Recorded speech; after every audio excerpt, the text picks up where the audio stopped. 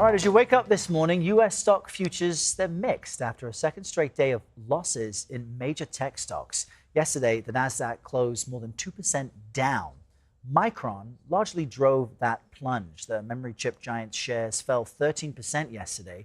Its earnings report is set to be released today after the market closes. So what should we make of all this? Brooke DiPalma knows. She's a senior reporter for Yahoo Finance. She joins us now to explain what this means for the rest of you. You've likely read some of Brooke's articles. Welcome. Great to have you with us. Good morning. So what should people make of what's happening on the market? Are investors just trying to reap the profits they made from recent investments into tech, or do they see something valid as it relates to this AI tech bubble that people have been speculating about? It's a bit of a mix here because it seems like investors, what experts are telling me is that this was more of a breather, that some profit taking for sure. But investors are trying to struggle between this AI euphoria, this build out of AI infrastructure, and also this AI phobia that we're going to build out all this infrastructure and then it actually doesn't play out how exactly we expect. So what we did see was semiconductor chips like Micron, SanDisk, AMD all see a pullback yesterday as investors sort of assess, okay, what's up with these tech valuations? What's up with this frothiness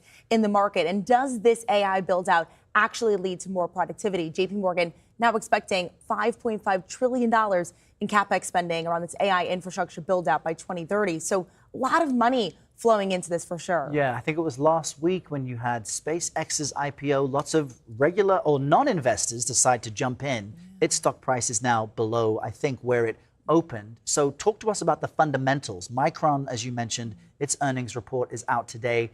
What should people, or what are you looking for to get a sense of the fundamentals here? Yeah, so essentially SpaceX, what we did see is you're right. It raised $86 billion in the IPO because retail investors are just so excited about what AI could mean. What we need to hear, though, from Micron this afternoon is we need to hear that the direction that they're going forward is that they're still seeing such heightened demand for supply. Essentially, we want to see that there's a bottleneck still in the supply chain that shows that Micron still has pricing power, that the demand is still there. And because Micron stock is up more than 200% year to date, this stock is what many on the street like to call price to perfection. So they need to be able to show up, show out, and show that the demand is still there in order for investors to feel optimistic that this company is going to keep seeing this. In our last few seconds, we had new Fed Chair Kevin Warsh, make a statement last week.